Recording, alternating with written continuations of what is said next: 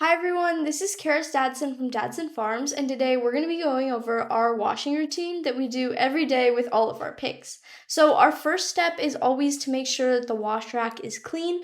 I like to either use a blower or a hose to blow out all of the dirt and debris in the wash rack, and this is mainly for two reasons. The first being it's good to just always have a clean area, and it normally tends to build up really fast if you don't clean the wash rack. And two, if you bring your pig into a dirty wash rack and you start washing it lays down, it could get all of that dirt and grossness all over itself, which ultimately defeats the purpose of washing it in the first place. Our second step is to take your blower and blow the pigs off to ultimately just get off all of the dirt, dust, and shavings to start washing with a clean space. I see if you spray them down with water, it kind of likes to stick to their bodies, and then it makes it a little harder to make sure that everything is getting cleaned and that all of the dirt is actually getting off of them. So, second step, blowing them off completely. Okay, and our third step would be rinsing your pig off. You want to get them wet everywhere with the hose to make sure that the shampoo and conditioner that you're going to use in the future actually gets worked into their skin and their hair. And I like to always offer my pig water straight from the hose. I've found on multiple occasions if they're extremely thirsty and drinking way too much water from the hose, that maybe there's a problem back in their pen with their actual water source. Maybe it's clogged, dirty, you need to refill it. There's lots of indicators that can go on in the wash rack itself. And it's also good to just offer them water. They can never drink too much, especially at home. So, third step, wash them off and offer them water. Step 4 is going to be to actually begin washing them. So twice a week here at Dadson Farms, we use shampoo and conditioner together.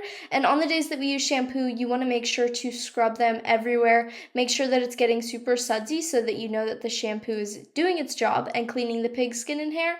And then if your pig does lay down when you're scrubbing it, that's totally okay. That's actually preferable because then you can check their feet to make sure that their hooves aren't cracked, and you can make sure that in between their legs there's no bugs and everything is super clean, which is how you want it to be. Once you're done shampooing your pig, you want to make sure to rinse them completely off. Make sure that there's no shampoo, no bubbles from scrubbing it in, just to make sure that you have a clean slate for conditioner, because if the shampoo sits on there for too long, it'll kind of dry out their skin and hair, and that's not what we want to do. We just want to make sure that they're clean and washed off before we put conditioner on them.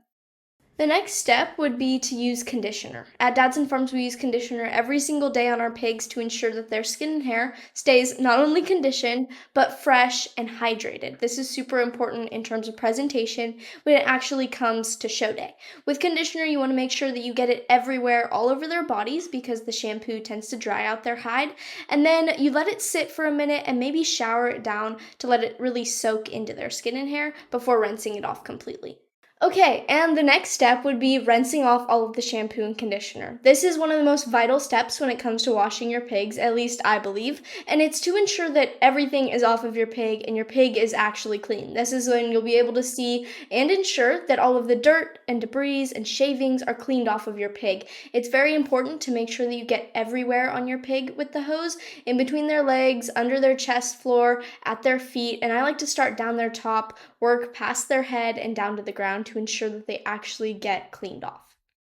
And the next step would be to blow off your pigs. This ultimately just ensures that when you put them back in their pens, if you have shavings or if they're on a dirt pen, that their skin doesn't get a yellow tinge. You don't really necessarily undo all of the work that you just did. And it also just helps them with skin and hair so that they don't get dried out or sunburnt if there's direct sunlight in your pen, because water attracts that sunlight. So you're going to want to take your blower and make sure that every part of your pig is completely dried. I like to go with the hair so it doesn't mess up how their hair naturally lays, and you can also utilize this to work the hair on their legs to make sure it lays outward instead of tucking upwards. So make sure that your pig is completely dried once you finish this step.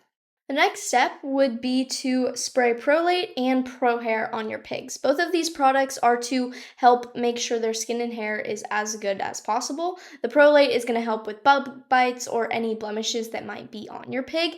I like to use this and spray it all over their body, in between their legs, on their stomach, their chest floor, and on their sides and on their top. And then in terms of ProHair, when we're washing, we only like to put it on their legs to promote hair growth in that spot because it is an oil oil-based product, and we like to utilize more of this towards the end of the day when it's cooler, there's not as much sun, and we can help promote their good skin and hair health, and hopefully making sure that their skin and hair looks as good as possible. And once you've sprayed that in, I like to lightly blow it in until their body is completely dry. And finally, the last step would be to put away your pig in a clean, dry pen. While me and my brother are washing every day, my dad likes to go out there and help us and clean the pens and rebed the pens to make sure that when we put them back, we're not putting them back in dirty, wet pens, which would ultimately undo the whole purpose of washing our pigs, but they're in clean, dry, heavily bedded shaving pens, which ultimately promotes not only good skin and hair, but also a happy pig.